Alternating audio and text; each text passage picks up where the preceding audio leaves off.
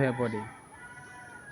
কত আত্মীয় স্বজন বন্ধু বান্ধব সবাই থাকে পাশে, কিন্তু যেদিন শেষ নিঃশ্বাস ত্যাগ করবেন, এই যে নিরিবিলি থাকবেন, বুঝছেন,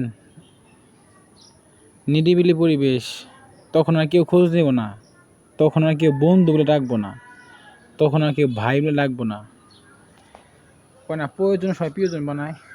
এই হচ্ছে আসলেও আমরা এক জায়গায় আসছি, এমন একটা জায়গায় আসছি কবরস্থান, কত সবাই তো এখানে আত্মীয় স্বজন ছিল হয়তো বা, কের ভাই, কের বাবা, কের বন্ধু ছিল না, অবশ্যই ছিল, কিন্তু আজকে দেখেন এইখানে কতগুলা কবর, কিন্তু পাশে কিন্তু একটা লোকও নাই।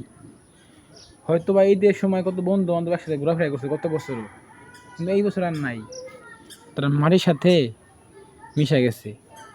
আমাদের কত অহংকার না ভাই, মরে গেলেই শেষ, মরে গেলে আর অহংকার থাকবো না, সব কিছুই শেষ হইব। আমি আমার আত্মীয় স্বজনের মধ্যে কারো কবর আমি কোনো মাটি দিতে পারি নাই, এটা আমার সবচেয়ে বড় আফসোস। আমি আমার দাদা দেখি নাই, দাদি দেখি নাই, নানি দেখি নাই, আর অনেক আত্মীয় স্বজন দেখি নাই, যা না বললেই না। এই যে হাবিব আছে না, হাবিব রে দাঁড়ায় আছে ছেলেটা, এটা হচ্ছে মামার কবর। মাঝে মাঝে দেখি এখানে আসে, আজকে আমিও আসলাম, আবেগটা ভাসে উঠলো। আমি অনেকে দেখি নাই, আসলে বললে তো আমি প্রকাশ করতে পারবো না এখন। যাই হোক, অহংকার করা ঠিক না, মরে গেলেই শেষ।